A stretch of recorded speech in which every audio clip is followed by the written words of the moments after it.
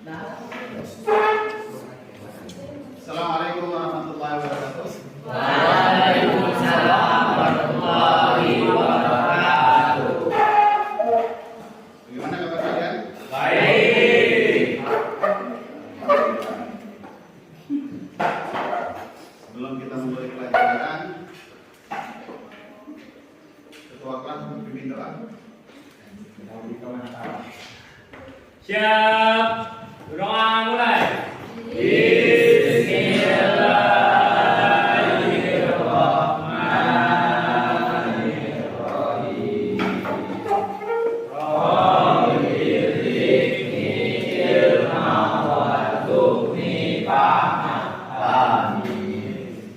Beri salam. Assalamualaikum warahmatullahi wabarakatuh. Waalaikumsalam warahmatullahi wabarakatuh. Sebelum memulai pelajaran, siapa yang tidak hadir? Monak mana? Alhamdulillah kalau kepada yang hadir cuma satu orang yang hadir. Tiga mereka. Monak, Repa, Rama. Selamat mana? Repa. Semoga Allah sembuhkan penyakitnya, diangkat. Dan alhamdulillah Bapak minggu kemarin yaitu ada tentang masalah TOT, training of trainer. Jadi itu membahas tentang masalah ekonomi dan keuangan syariah. Ekonomi dan keuangan syariah. Nah, Bapak pengen akan menjelaskan pada kalian itu ekonomi dan keuangan syariah. Dan ini TOT ini diadakan oleh Kemenag dan BI. BI, Bank Indonesia, itu ternyata sedang berupaya untuk mengembangkan atau menjadikan ekonomi syariah itu ekonomi bangsa kita, bangsa Indonesia. Karena di situ nanti ada prinsip-prinsip ekonomi. Jadi kalau kita prinsip ekonominya itu adalah kapital berkuasa, tapi tidak. Sekarang Indonesia akan mengembangkan yaitu prinsip ekonomi syariah. Maka BI termasuk mengajak guru-guru yaitu pendiri agama Islam untuk menyampaikan pesan tersebut kepada masyarakat Indonesia seluruhnya. Ya. Jadi ini ada program pemerintah juga. Jadi apa itu ekonomi syariah? Jadi yang Bapak bahas adalah ekonomi dan keuangan syariah. Ya. Nah, dalam tujuan pembelajaran ini, yang pertama menjelaskan konsep dasar ekonomi syariah dan perbedaan dengan ekonomi konvensional dengan tepat. Perbedaan, nanti ada perbedaannya. Ekonomi syariah dan ekonomi konvensional. Yang kedua, mengidentifikasi 4 prinsip utama. Ada 4 prinsip utama dalam ekonomi syariah. Itu apa? Ya, di sini ada tauhid, keadilan, keseimbangan, kemaslahatan. Ini ada 4 kali ya. Yang ketiga, membedakan karakteristik akad-akad keuangan syariah. Akad-akad keuangan syariah. Di situ ada nama murabahah, mudharabah, musyarakah dan ijarah. Ini termasuk bentuk produk dari ekonomi syariah. Ya, misalnya jual beli ijarah, itu namanya ekonomi syariah. Ada jual, ada pembeli. Itu sudah syariah sebenarnya. Ya. Nah, di situ dia tentang masalah ekonomi syariah. Nah, sebelum sampai tujuan pembelajaran, kalian buka HP, kita laksanakan yaitu tentang masalah pretest. Silakan buka HP-nya. Bapak kasih waktu 10 menit.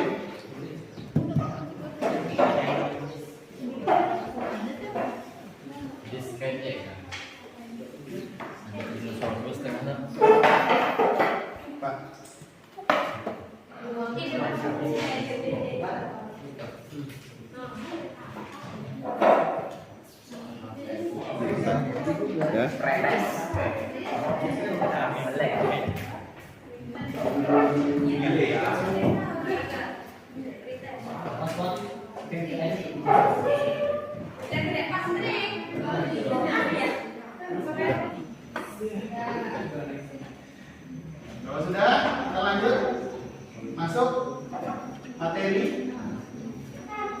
Apa itu ekonomi keuangan syariah? Kata kita sering berbicara ekonomi keuangan syariah. Ekonomi syariah apa itu? Nah, di sini kita bahas yaitu pertama, dikatakan ekonomi syariah adalah sistem ekonomi yang berlandaskan prinsip-prinsip Islam. Berlandaskan prinsip-prinsip Islam. Terus sistem ini melarang praktik riba. Nanti kita akan bahas apa itu riba. Nanti dibahas ya. Terus gharar, ketidakpastian, dan maisir, perjudian. Jadi tujuannya adalah menciptakan keadilan ekonomi dan kesejahteraan bersama sesuai nilai-nilai Al-Quran dan hadis. Ini dia. Ini dari ekonomi syariah. Ekonomi syariah itu membangun keadilan, keseimbangan. Ini yang disebut ekonomi syariah. Terus pengertian ekonomi dan keuangan syariah. Ekonomi syariah adalah ilmu dan praktek ekonomi yang seluruh aktivitasnya berlandaskan pada nilai, prinsip, dan hukum Islam yang bersumber dari Al-Quran dan As-Sunnah. Kita orang Islam, berarti kita berlandaskan ekonomi yaitu berdasarkan dari Al-Quran dan As-Sunnah. Tapi kita orang Islam harus berpikir yaitu dari Al-Quran dan As-Sunnah. Terus keuangan syariah adalah sistem keuangan yang operasionalnya tidak mengandung unsur riba, gharar, maisir, dan zalim, serta berorientasi pada kemaslahatan umat. Ekonomi kita membangun kemaslahatan umat. Maka dalam Islam, kalau yang kaya ada namanya zakat. Tauhid itu mengesahkan Allah. Dan ingat, harta milik Allah. Kalau orang kaya, jangan taruh harta di hati. Kalau harta di hati akan terjadi, kena musibah kita stres. Uang saya hilang, mobil saya hancur, sedih. Maka kita pahami tauhid kita, harta milik Allah. Kita pengelola yang amanah. Kita tahu harta ini amanah. Semakin banyak harta, kata Rasulullah, semakin banyak hisab. Ingat, penduduk surga paling banyak orang miskin dan orang kaya. Itu prinsip tauhid. Kenapa? Karena orang miskin, kenapa masuk surga? Karena hisabnya sedikit, tapi orang kaya hisabnya banyak, lama. Kalau orang miskin apa yang berhisab? Gak ada. Dia baik, dia tauhid bagus, masuk surga. Kalau orang kaya, lama hisabnya. Itu tauhid. Prinsip dasar ada tauhid. Yang kedua keseimbangan. Dunia dan akhirat seimbang. Kita mencari dunia itu untuk akhirat. Kita mencari dunia untuk bagi hasil. Mudharabah. Ada namanya jual beli, yaitu murabbahah. Murabbahah. Kalau bagi hasil nanti investasi. Ada namanya sewa, namanya ijarah. Ya, ijarah. Ada kemitraan, namanya musyarakah, kemitraan. Ada namanya zakat dan sedekah. Zakat ini kalau sudah masuk haulnya, maka kita wajib zakat. Ini untuk orang-orang kaya zakat. Untuk orang-orang kaya. Kalau sedekah itu silahkan. Kalau miskin itu tidak ada itunya batasannya. Nah, namanya ada sukuk. Itu obligasi. Ada lagi wakaf. Wakaf ada lagi qardun hasan. Qardun itu pinjaman lunak. Pinjaman lunak ini misalkan ada kita masuk rumah sakit butuh biaya besar. Misalkan minjem 25 juta, kembali 25 juta di rumah sakit. Kalau buat usaha apa? Nanti ada namanya kemitraan masyarakat, pinjaman untuk usaha atau bagi hasil. Namanya mudhaf.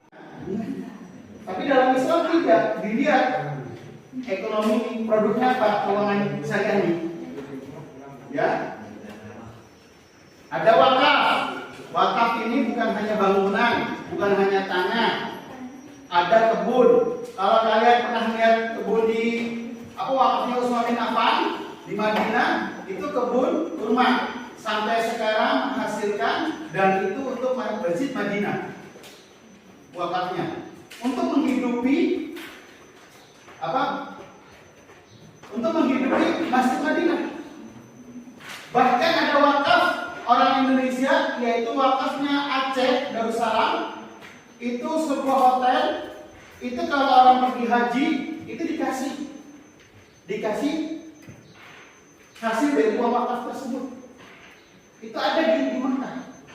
Kalau wakaf, ya, itu terjadi di Indonesia, yaitu yang menikmati adalah orang-orang itu wakaf dari zaman dulu sebelum Indonesia merdeka. Orang Aceh pergi ke sana membeli bangunan buat hotel, dijadikan hotel. Itu menikmati masyarakat Aceh. Nah ini dia. Nanti Bapak akan membagi kelompok pada kalian. Oke, ini larangan dalam transaksi syariah. Ini ada larangan yang harus dihindari. Yang pertama riba. Riba ini bunga tetap yang memberatkan. Nanti Bapak pengen tahu per kelompoknya. Yang kedua gharar. Yang ketiga maisir. Yang keempat zalim.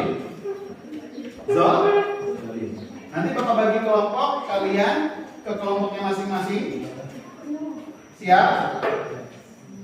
Siap. Kelompok pertama Abu Bakar As-Siddiq. Kelompok kedua Umar bin Khattab. Kelompok ketiga Utsman bin Affan. Kelompok keempat Ali bin Abi. Berarti kelompok pertama Abu Bakar As-Siddiq berarti riba. Kelompok kedua Umar bin Khattab apa? Gharar. Bahas masalah gharar. Yang ketiga yaitu maisir. Maisir itu perjudian. Yang keempat zalim. Ekonomi zalim itu ekonomi apa? Ya, yaitu menipu merugikan orang lain. Yang menipu merugikan orang lain. Ya, itu termasuk tidak sesuai. Kita beri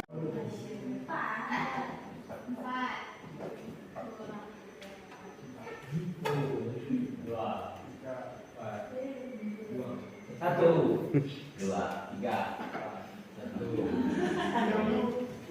Rangga, dua, tiga,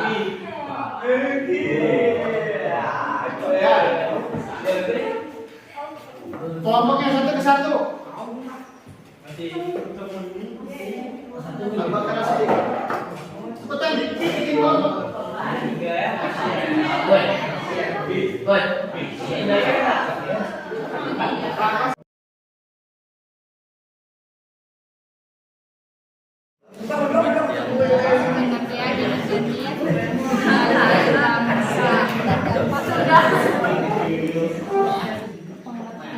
pengertian jenis dalil dampak dan dampak dari gharar.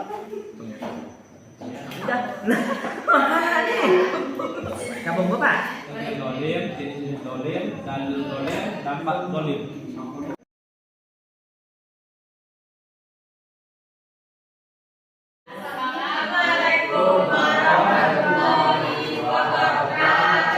Waalaikumsalam warahmatullahi wabarakatuh. dari kelompok Abu Bakar Al-Siddiq ingin menjelaskan pengertian dari riba.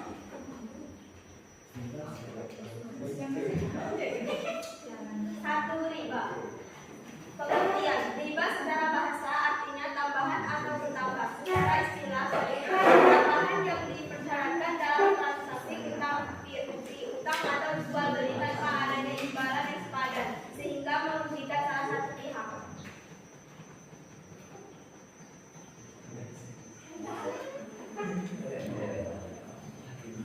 C. Dalil riba. Orang yang memakan harta riba sama saja dengan mengurangi harta mereka, minimal berkah dari hartanya.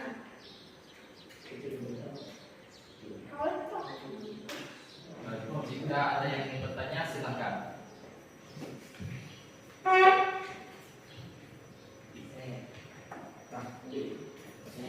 Baiklah, jika tidak ada yang ingin bertanya, kami tutup presentasi kami hari ini. Assalamualaikum warahmatullahi wabarakatuh.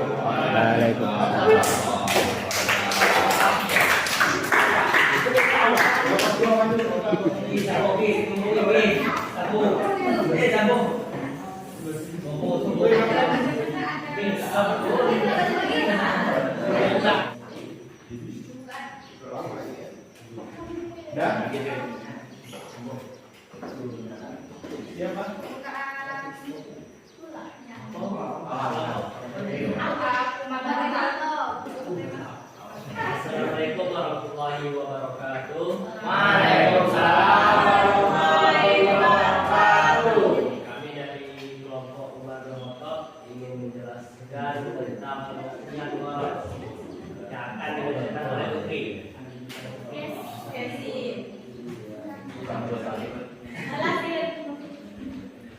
Pengertian waras secara bahasa artinya dibuat resiko atau bahaya. Secara istilah, ketidakjelasan, keraguan atau ketidakpastian dalam suatu akad yang bisa menimbulkan perselisihan dan merugikan salah satu pihak.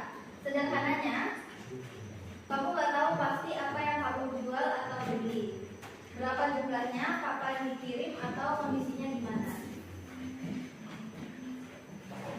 Jenis-jenis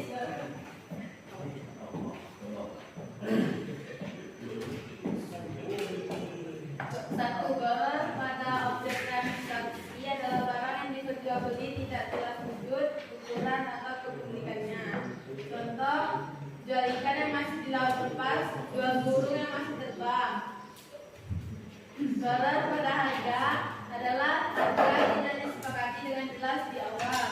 Contoh, bayar seikhlasnya ya, tanpa ada patokan harga. Gharar pada waktu penyerahan adalah waktu serah terima barang tidak pasti. Contoh, nanti saya kirim kalau ada waktu, tanpa tanggal pasti. Gharar pada akad adalah akadnya rancu, bisa ditafsirkan menjadi dua makna. Contoh, akad yang menggabungkan jual beli dan utang dalam satu transaksi tanpa kejelasan. C. Dalil larangan gharar. Hukum jual beli gharar.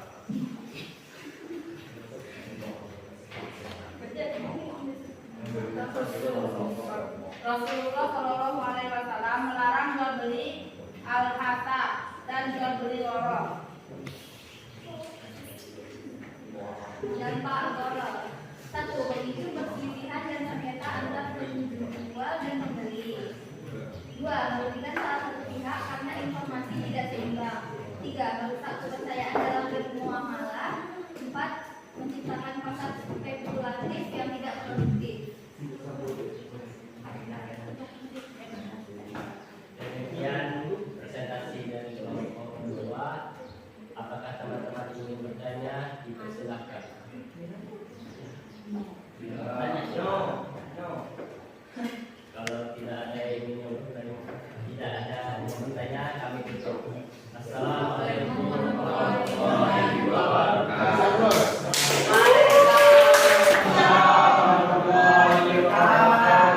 Kami dari kelompok Umar mempresentasikan hasil diskusi kelompok kami. Maisir. Pengertian maisir secara bahasa artinya mudah atau gampang. Secara istilah syariah, segala bentuk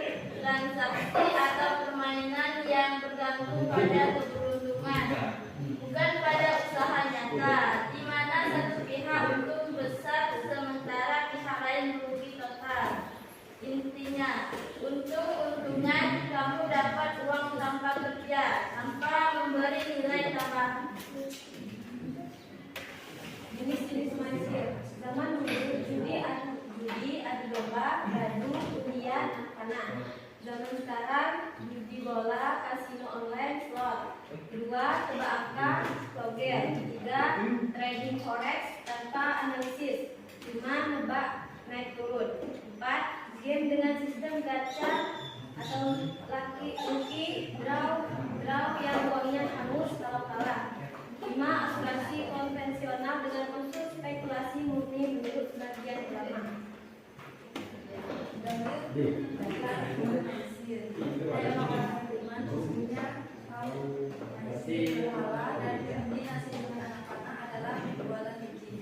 Termasuk perbuatan setan. Maka janganlah perbuatan-perbuatan itu agar kamu mendapat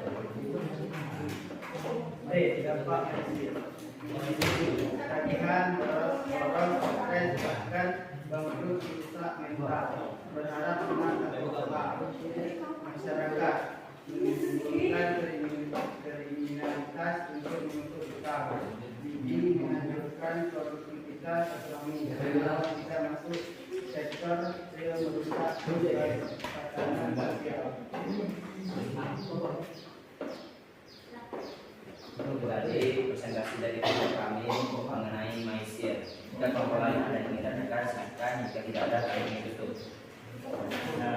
Baik, kami tutup. Assalamualaikum warahmatullahi wabarakatuh. Mau dikirimnya kapan berarti doror. Doror itu kita jual belinya tidak pas. Kita nggak tahu harganya. Bawa aja dulu lah, gampang, doror. Paham? Itu dilarang dalam Islam. Yang kedua maisir. Maisir ini judi. Ini yang sering terjadi ini. Bapak punya kawan itu judi online. Ini yang sering online ini. Pertama memang nggak judi, tapi makin lama kesana makin judi.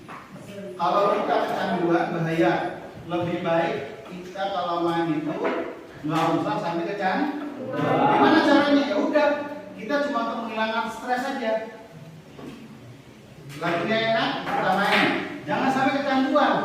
Udah kecanduan nanti jadi judi. Ini. Yang terjadi bukan pada kalian saja. Kawan guru ada kena juga. Kawan orang kantor kena juga. Polisi kena juga. Ini judi online. Kalau judi online itu sistemnya kenapa? Sistemnya dikasih menang dulu. Kasih menang, baru akhirnya disedot harta dia. Merasa udah banyak uang, pelan-pelan dia kalah jual sampai ada yang stres. Nanti kalau sudah menang nih, penasaran, akhirnya lari narkoba. Kok bisa lari narkoba? Karena dia main butuh supaya matanya melek. Kalau sudah mata melek, makanya apa? Makanya sabu. Iya, sabu-sabu itu dipakai supaya matanya celong. 2 hari itu bisa melek. Kalau narkoba, kalau yang mau dugem, yang mau joget terus, itu sampai 2 hari goyang gini terus. Makai musik, tambah goyang gini. Tapi kalau nggak ada musik,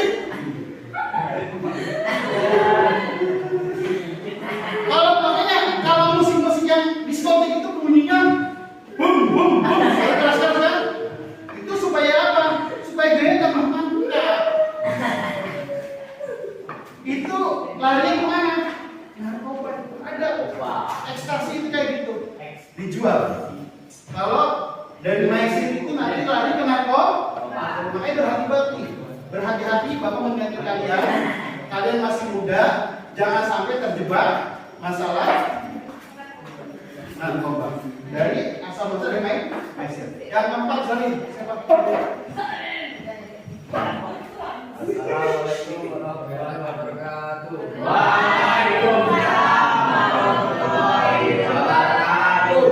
Kami dari kelompok Alif ingin mempresentasikan hasil diskusi kelompok kami. Zalim, pengertian. Zalim adalah perbuatan mengambil hak orang lain secara tidak sah, merugikan, menipu, atau tidak memenuhi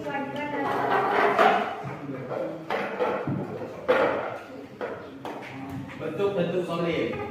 Bentuk zolim, satu menipu, dua merugi takaran, timbangan, tiga monopoli dan penimbuan, empat memaksa dalam transaksi, lima mengambil upah tanpa kerja, enam ingkar janji dan menunda bayar utang. Contoh, jual HP bekas tapi bilang baru, menyembunyikan cacat barang, jual beras 1 kilo tapi timbangannya cuma 900 gram, borong minyak goreng saat langka lalu jual mahal, memaksa orang jual tanahnya karena dia butuh uang mendesak, minta komisi padahal nggak ngapain, sengaja nggak bayar utang padahal mampu. Saya larangan zolim. Coba surah An-Nisa ayat 29. Hai orang yang beriman, janganlah kamu saling memakan harta samamu dengan jalan yang batil, kecuali dengan jalan peniagaan yang berlaku dengan suka sama suka di antara kamu. Oke, dampak dari zolim. 1. Bagi pelaku harta tidak berkah, doa tidak dikabulkan, azab yang berat. 2. Bagi korban merasa dirugikan, hilang kepercayaan, malas berbisnis. 3. Bagi masyarakat pasar jadi tidak sehat, perkembangan ekonomi mandek.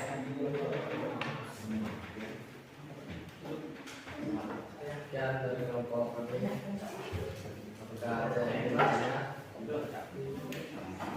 Tiga.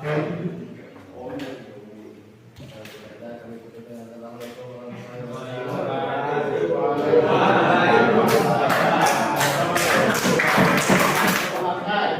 Kita bilang baru itu udah zolim. Yang kedua mengurangi takaran timbangan. Mengurangi takaran atau tim. Misalkan kalian beli bensin 1 liter. Makanya kalau kalian pengen beli jangan bilang 1 liter. Paham nggak? Karena takutnya orang pedagang itu takarannya tidak sempurna. Paham kan? Bilang 1. Paham nggak? 1. Kita beli minyak supaya orang pedagangnya berkah. Jangan bilang 1 liter. Kalau 1 liter ternyata nyampe ke motor kita ke 1 liter jatuh-jatuhan, berarti pedagangnya zolim. Paham kan? Kalau 1 nggak zolim, dia berkabur, paham nggak? Ini buat kalian nih, paham nggak? Beli itu jangan bilang 1 liter, 1. Ya. Ini supaya pedagang itu berkah. Pedagang itu niatnya nggak mau penuh. Kalau penuh nanti tuh masuk tadi kita udah bahas masalah pertama yaitu riba. Yang kedua apa? Goror. Yang ketiga maisir. Yang keempat zolim. Ini yang dilarang dalam Islam, dalam perekonomian. Ada 4 yang dilarang. Oke. Sekarang masuk perbedaan antara ekonomi syariah dan ekonomi konvensional. Apa itu ekonomi konvensional? Pertama, sistemnya riba. Bunga tetap tanpa pertimbangan untung atau rugi usaha, itu riba. Kita minjem 100 juta, balik harus 150 juta. Mau untung mau rugi, dia terserah, itu namanya riba. Konvensional kayak gitu. Yang kedua, spekulasi, transaksi derivatif dan spekulasi tanpa aset nyata. Ini dia konvensional. Konvensional tuh nggak jelas. Pokoknya orang itu harus tahu ke dia, itu aja. Konvensional. Kalau ekonomi syariah, sistemnya bagi hasil, bagi hasil. Kalau untung dibagi, kalau rugi dibagi. Namanya bagi hasil. Keuntungan dan kerugian dibagi sesuai kesepakatan bersama. Udah. Itu namanya Ekonomi syariah. Yang kedua, transaksinya real. Kita mau usaha apa? Jelas. Kalau konvensional enggak. Kadang kita minjem, yang penting ada jaminan, mau usaha apa dikasih, tapi itu enggak real. Kadang buat poya-poya banyak terjadi. Tapi kalau ekonomi syariah adalah transaksi real. Ini keunggulan ekonomi syariah. Keuangan syariah menawarkan keadilan ekonomi melalui sistem bagi hasil yang adil, transparan dalam setiap transaksi tanpa unsur riba, serta keberkahan dalam bisnis sesuai prinsip Islam yang mengutamakan kemaslahatan bersama. Karena Islam pengen semua itu menikmati kemaslahatan. Orang Islam itu semuanya pengen yaitu kemudahan, tidak kesusahan. Itu prinsip dari Islam. Nah sekarang nih, yang satu berbasis aset real. Real itu nyata, produktif. Setiap transaksi keuangan saya harus ada underlying asetnya. Uang nggak bisa menghasilkan uang sendiri.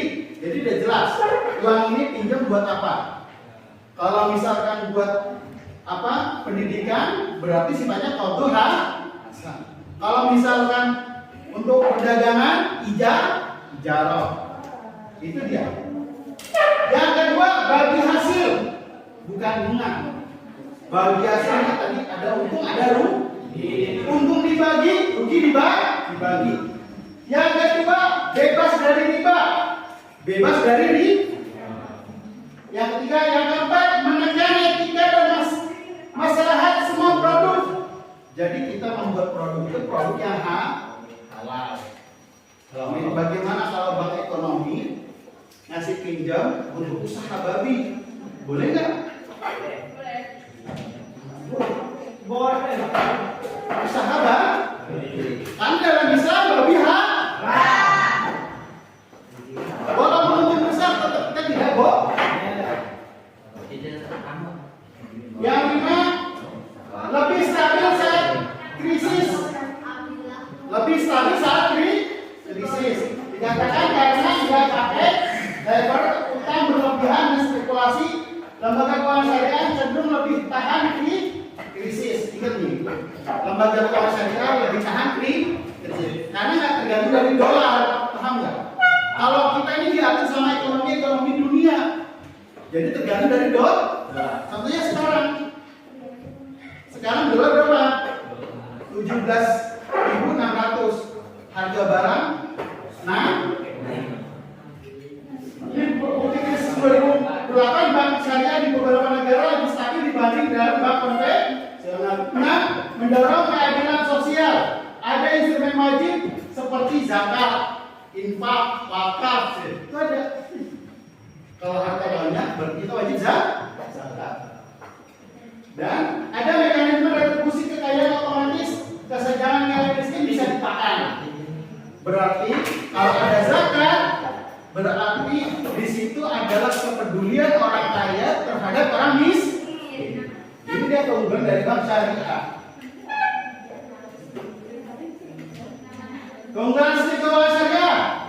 Keuangan syariah menawarkan keadilan ekonomi melalui prinsip bagi hasil yang adil, menghindari riba, dan memastikan transaksi yang transparan bagi semua pihak.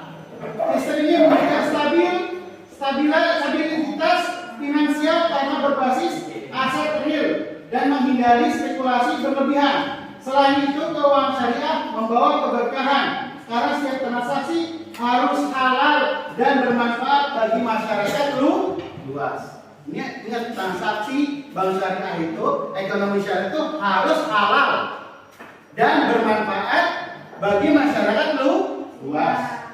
Ini keunggulannya. Ini manfaatnya. Manfaatnya apa? Mencegah ketimpangan.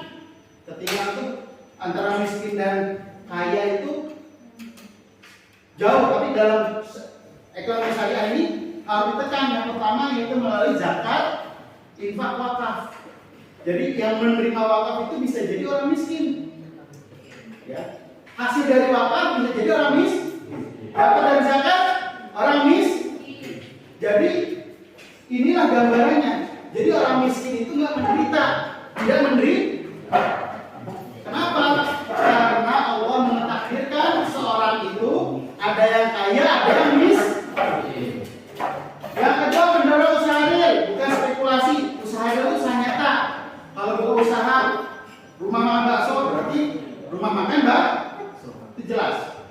3, menumbuhkan etika bisnis amanah dan jujur. Amanah dan jujur apa tadi kita belajar zolim.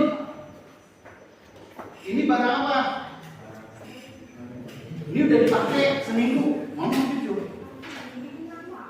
Harga saya beli ini, saya mau jual, harga beli 2 juta, saya jual 1,5. Itu real. Dia bilang apa? Saya beli 2 juta, bayar terserah. Nggak bisa. Kapan membayar? Nggak bisa, harus jelas. Ya, amanah dan jujur. Ini manfaatnya dalam ekonomi syariah. Kita sudah bahas tentang masalah ekonomi syariah dan alhamdulillah kita sudah selesai materi kita tentang masalah ekonomi dan keuangan syariah. Maka sebelum kita tutup, mari kita adakan proses. Silakan.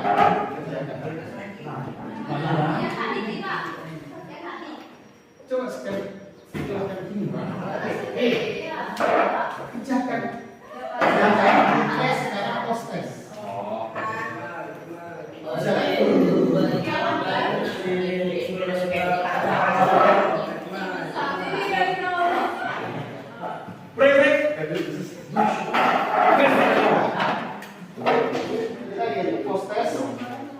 Sebelum Bapak tutup, Bapak ucapkan terima kasih kepada kalian.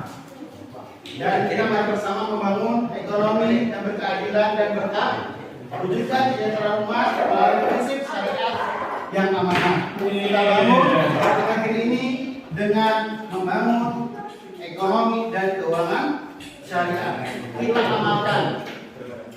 Ya, cukup sekian dari Bapak. Kurang lebihnya mohon maaf. Akhir kalam. Assalamualaikum warahmatullahi wabarakatuh.